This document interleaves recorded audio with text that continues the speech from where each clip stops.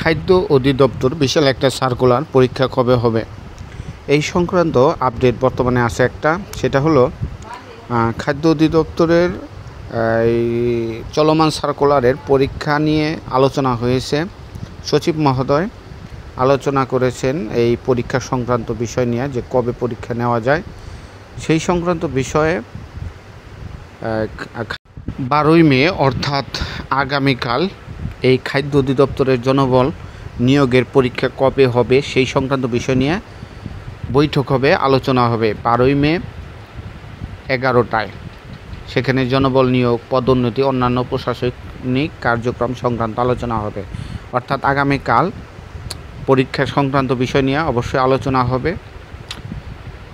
এখনও আপডেট পাওয়া গেলে অবশ্যই আপনাদের জানিয়ে দেওয়া হবে। আর যেহেতু পরীক্ষা নিয়ে আলোচনা হবে, অবশ্যই পরীক্ষা খুব তাড়াতাড়ি হবে। সো প্রিপারেশন ভালো করে নেন।